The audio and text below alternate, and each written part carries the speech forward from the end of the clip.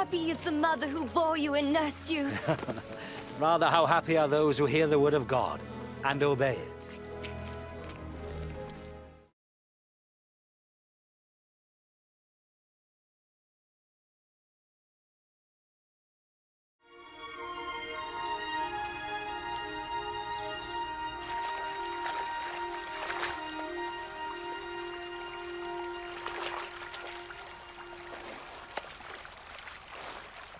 Teach us to pray, just as John taught his disciples.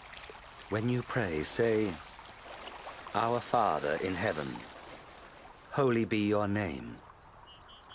Your kingdom come. Your will be done on earth as it is in heaven. Give us day by day our daily bread. And forgive us our sins, for we also forgive those who sin against us. And lead us not into temptation, but deliver us from evil.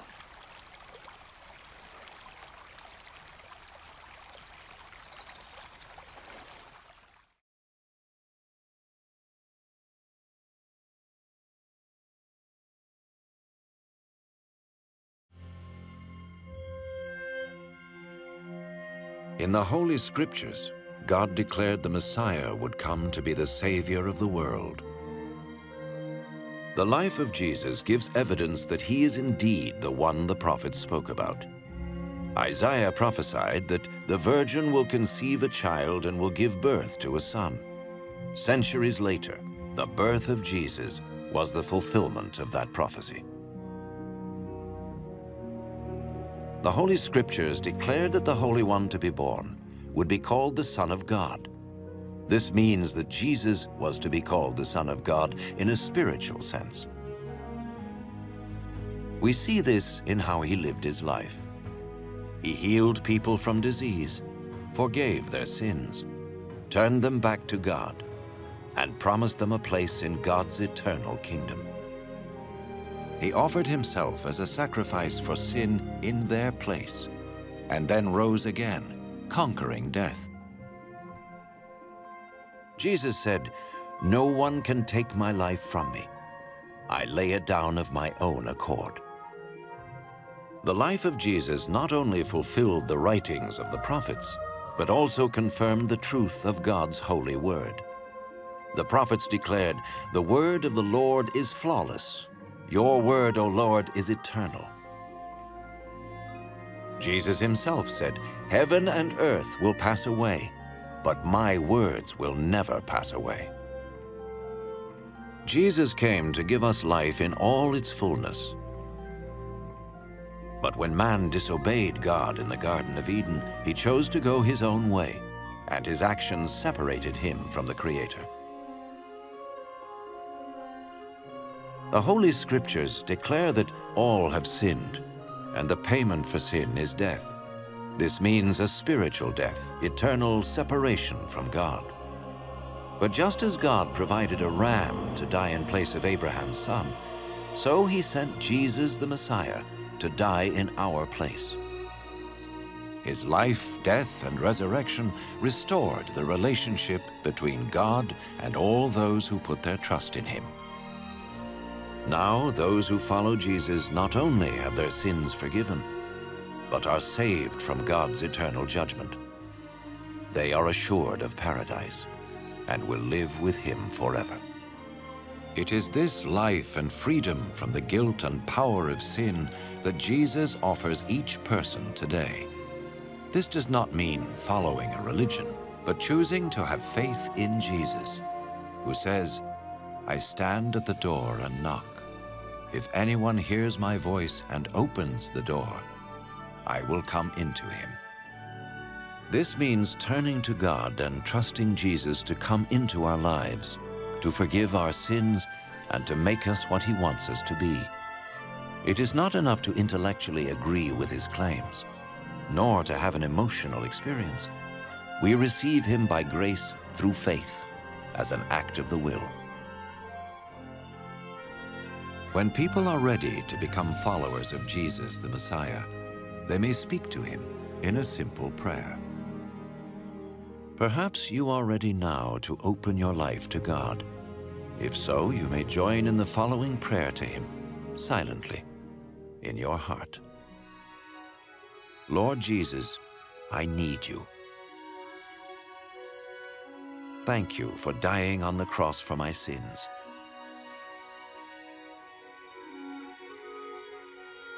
I confess and repent of my sins. I open the door of my life and receive you as my Savior and Lord.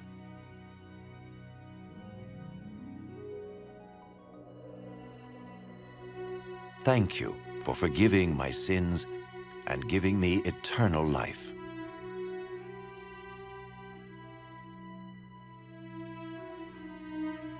Make me the kind of person you want me to be.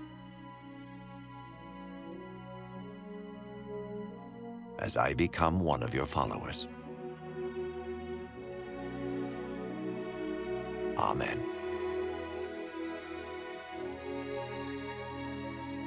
Jesus said about his followers, "My sheep recognize my voice. I know them, and they follow me." In order to experience the abundant life which Jesus promised, his followers talk to God each day in prayer and read or listen to his word. They tell others about him and meet regularly with those who love and follow him. Remember his wonderful promise. All power is given to me in heaven and in earth. Lo, I am with you always, even to the end of the world.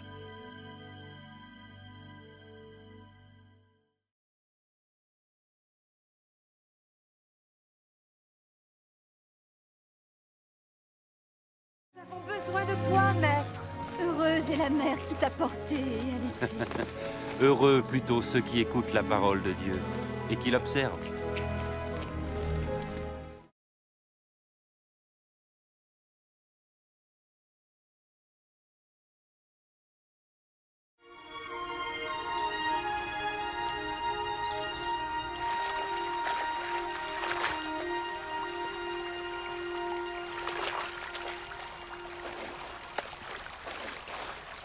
Apprends-nous à prier, comme Jean l'a appris à ses disciples. Quand vous priez, dites « Notre Père qui es aux cieux, que ton nom soit sanctifié, que ton règne vienne, que ta volonté soit faite sur la terre comme au ciel. Donne-nous chaque jour notre pain quotidien. Pardonne-nous nos offenses, comme nous pardonnons aussi à ceux qui nous ont offensés. Protège-nous contre la tentation et délivre-nous du mal. »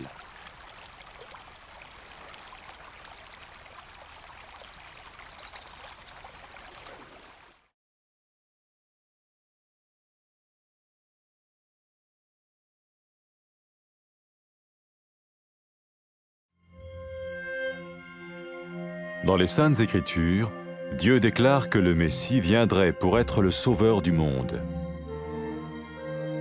La vie de Jésus prouve qu'il est bien celui dont les prophètes avaient parlé. Ésaïe a prophétisé que la Vierge deviendrait enceinte et qu'elle enfanterait un fils. Des siècles plus tard, la naissance de Jésus accomplissait cette prophétie.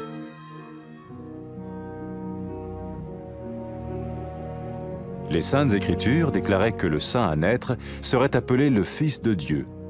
Cela signifiait que Jésus serait le Fils de Dieu au sens spirituel et non au sens physique. Nous le voyons par sa manière de vivre. Il a guéri des malades, il a pardonné leurs péchés, les a ramenés à Dieu et leur a promis une place dans le royaume éternel de Dieu. Il s'est offert lui-même en sacrifice pour le péché à leur place. Puis il est revenu à la vie, victorieux sur la mort selon le plan de Dieu. Jésus a dit « Personne ne me prend la vie, mais je la donne de ma propre volonté. » La vie de Jésus n'a pas seulement accompli les écrits des prophètes, mais elle a aussi confirmé la vérité de la sainte parole de Dieu. Les prophètes avaient écrit « Ta parole, ô mon Dieu, est parfaite, elle dure à toujours. » Jésus lui-même a dit « Le ciel et la terre disparaîtront, tandis que mes paroles ne disparaîtront jamais. » Jésus est venu pour nous donner la vie dans toute sa plénitude. Mais quand l'homme a désobéi à Dieu dans le jardin d'Éden, Il a choisi sa propre voie et ses actions l'ont séparé du Créateur.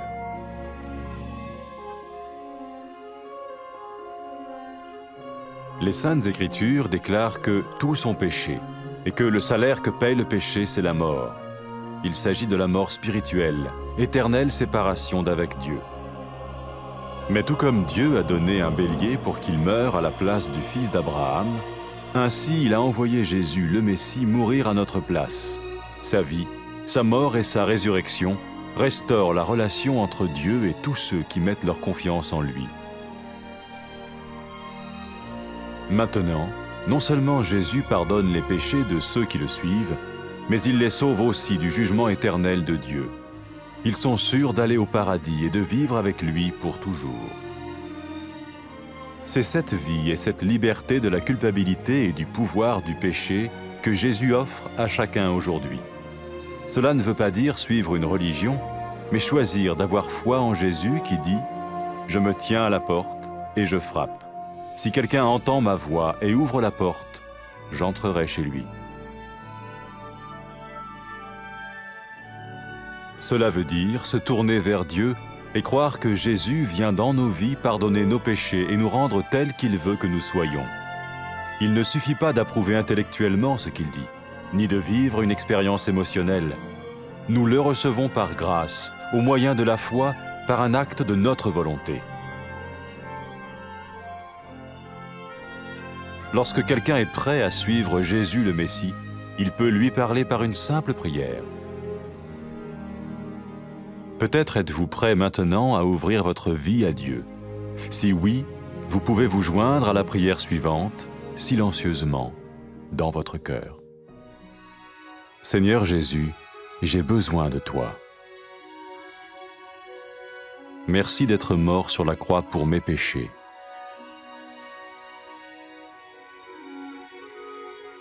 Je confesse mes péchés et je m'en repens.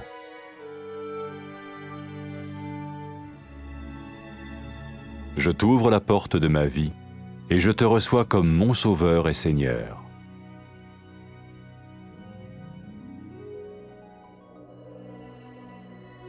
Merci de me pardonner mes péchés et de me donner la vie éternelle.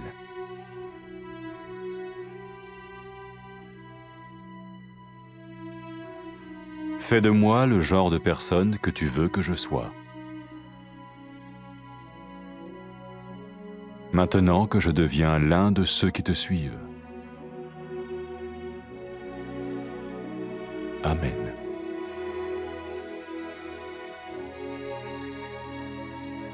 Jésus a dit à propos de ses disciples, « Mes brebis écoutent ma voix, je les connais et elles me suivent. » Pour expérimenter la vie en abondance promise par Jésus, ceux qui le suivent parlent à Dieu chaque jour dans la prière et lisent ou écoutent sa parole. Ils parlent de lui à d'autres personnes et rencontrent régulièrement ceux qui l'aiment et le suivent. N'oubliez pas sa merveilleuse promesse. Tout pouvoir m'a été donné dans le ciel et sur la terre. Et sachez-le, je vais être avec vous tous les jours jusqu'à la fin du monde.